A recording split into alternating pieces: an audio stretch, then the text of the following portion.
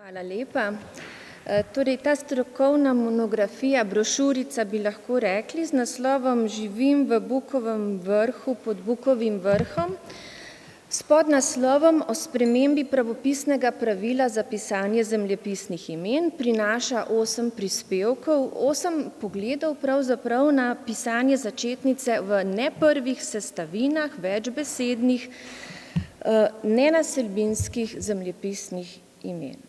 Povedano drugače, strokovnjaki v njej podajajo stališča, kako bi pisali imena, kot so Logarska dolina, Matkov kot, Velika planina, Cerkniško jezero, Kočevski rog, Gorski kotar, Tihi ocean, Goriška brda in še kar nekaj bi se jih našlo.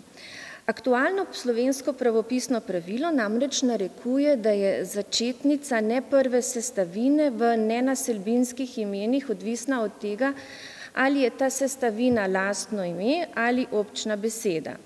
Pravilo je seveda povsem nesporno, če se ukvarjamo z imeni, kot je Jadransko morje ali Šmarna gora.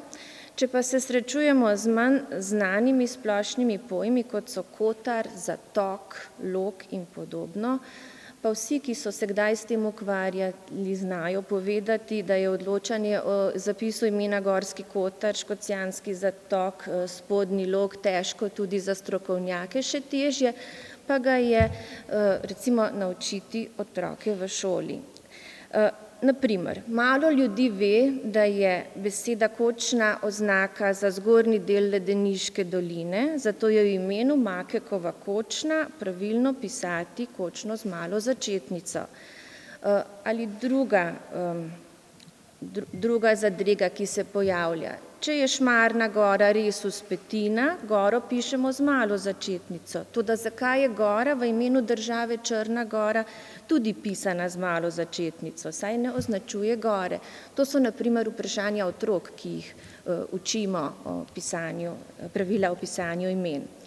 Ob prenovi pravopisa, ta se ravno zdaj odvija, je bila torej prav zaradi teh zadreg obujena stara pobuda, da bi se vse sestavine nenaselbinskih zemljepisnih imen pisale z veliko začetnico. Pobuda je rodila posvet 2 komisij, ki na Slovenskem skrbita za zemljepisna imena, torej pravopisne komisije pri SAZU in ZRC SAZU in komisije za standardizacijo zemljepisnih imen Vlade Republike Slovenije. Ta posvet se je odvil pred letom dni, torej 27. junija lani, in na tem posvetu je bilo sklenjeno, da bi pri končni odločitvi pravopisne komisije s pomočjo ankete pritegnili tudi širšo javnost. Anketa je bila pripravljena, pravkar poteka, je živa, odprta. Vse anketne možnosti pa so opisane in argumentirane v tej brošuri. Tudi v anketi je napisano, če vas zanima o nekem predlogu več, se lahko posvetujete z brošuro, ki je objavljena na spletu, torej dosegljiva na klik.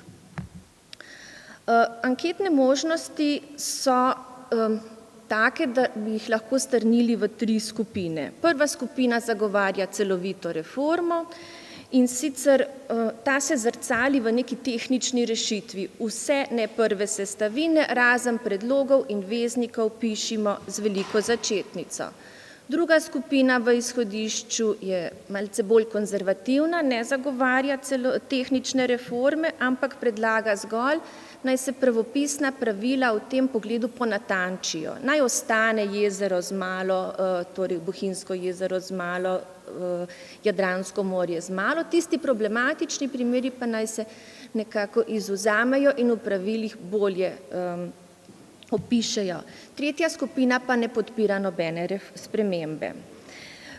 Za nas je v tem trenutku najpomembneje, da vas branje te drobne knjižice spodbudi, da boste rešili anketo pravopisne komisije, ki je objavljena na spletišču komisije, odprta bo še 1 teden. Toplo vas vabimo torej, da se pridružite tistim 1800 posameznikom, ki so svoj glas za pravopisno reformo ali proti njej že prispevali. Naslov ankete najdete na spletišču komisije. Lahko pa nam tudi pišete in predlagate svoj povsem drugačen predlog od teh, ki so opisani, tudi take predloge dobivamo. Na koncu bi se pa rada zahvalila vsem, ki ste oziroma so ovekovečili svoja stališča glede tega vprašanja in so tudi vpisana v tej knjižici, torej Metki Furlan, Dragu Perku, Dragu Kladniku, Matjažu Geršiču, Petru Holozani, Marti Kocijan Barle, Tini Lengar Verovnik, Marku Snoju in Petru Vajsu, pa tudi obema sourednikoma Manci Črnivec in Matjažu Geršiču. Zahvaljujemo se tudi vsem sodelavcem založbe in pa inštituta, ki so v obdobju koronavirusne bolezni poskrbeli za rojstvo knjige. Torej Simonu Atelšku, Branetu Vidmarju in pa Alešu Pogačniku. Hvala lepa.